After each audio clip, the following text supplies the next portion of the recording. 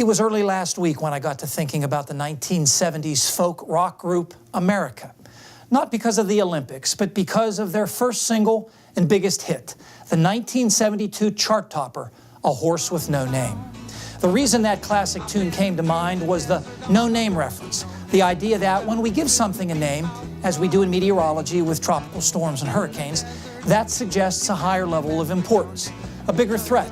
And in this social media age, a name means an easy hashtag. What unfolded recently in parts of central and southern Louisiana had no name, but will likely be the costliest natural disaster in the U.S. since Hurricane Sandy.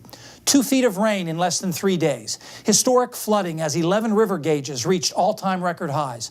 A regional catastrophe that washed away neighborhoods, left entire towns underwater, stranded hundreds of motorists on interstates, destroyed major highways and roads, left tens of thousands homeless, all from a slow-moving pseudo-tropical system that was not the National Hurricane Center's responsibility.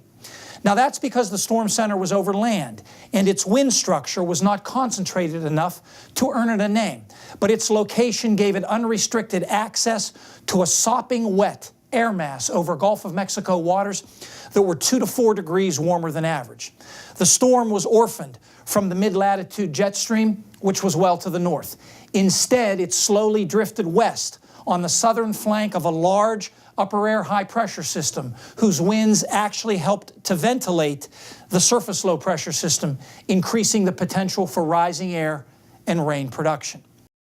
Now, none of the forecasts captured the localized huge rainfall totals that fell near Baton Rouge, more than 31 inches in one place. But days in advance, the risk of significant flooding was well publicized. Yet this situation exposed serious challenges in communicating flooding risk. With a named tropical system, advisories come out every 6 hours, and the media latches on to these regular products. But that's not the case in non-tropical flooding situations. Also consider that flooding is typically not given the same level of respect as a weather hazard, as, say, tornadoes are. Floods are simply more familiar and not as awe-inspiring. Finally, I think the heavy dependence on smartphone apps is a serious problem when the weather is life-threatening. In many cases, the context of the threat is watered down, and apps simply can't provide the same level of information that humans can. Nationally, the flooding in Louisiana initially got little coverage outside of weather circles, likely in part overshadowed by other stories such as the Olympics. The New York Times even issued a bit of an apology for being late in covering the event. This lack of national coverage only reinforces the idea that meteorologists still have a long way to go when raising awareness of flooding events that are not related to a storm with a name. Stay tuned. The extended forecast is next.